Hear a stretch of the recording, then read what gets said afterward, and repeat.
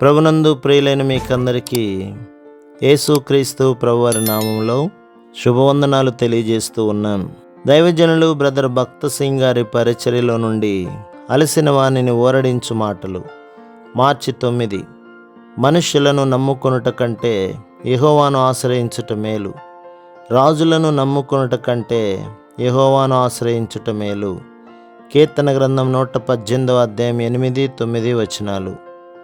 దేవుడు దావీదునికిచ్చిన రెండవ రాయిని చూచెదము.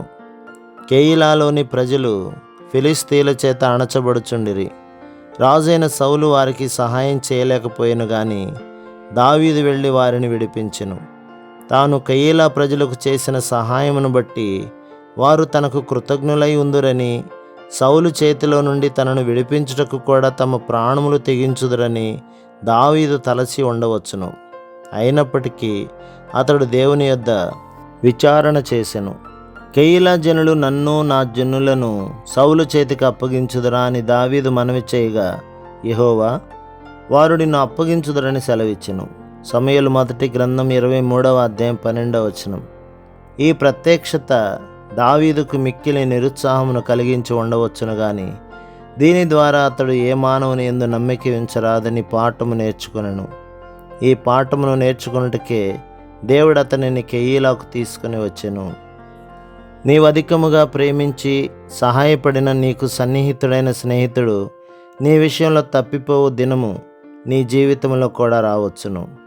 అప్పుడు నీవు నేను ఇంతగా ప్రేమించిన వ్యక్తి ఏ విధముగా శత్రువుగా మారినని ఆశ్చర్యపడవచ్చును.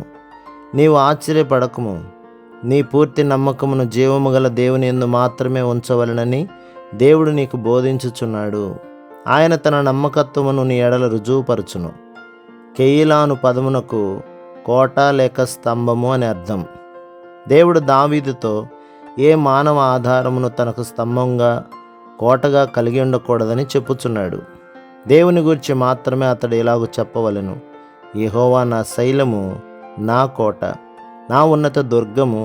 కీర్తన గ్రంథం 18 అధ్యాయం 2వ వచనం. నీవు విజయవంతమైన జీవితమును జీవించగోరిన ఎడల నీవు జీవము గల దేవుని యందు నమ్మకం ఉంచవలెను. చాలామంది కన్నులు వారి స్నేహితులపై, బంధువులపై నుండును. కొంతమంది కన్నులు అమెరికా సహాయంపై ఉండును. ఇది ఎంత విచారకరము! ఈ కారణమును బట్టియే వారి జీవితములు ఆత్మీయముగా గొడ్డుబారిన స్థితిలో నుండును. ఆ విధముగా దేవుడు దావీదుకిచ్చిన రెండవ రాయి తాను ఏ మానవుని యందు నమ్మిక ఉంచరాదని దేవుని మీద మాత్రమే ఆధారపడవలనని తెలియజేయుచున్నది. ప్రభు మిమ్మును, మీ కుటుంబములను, మీ సంఘములను దీవించి ఆశీర్వదించునుగాక. ఆమెన్.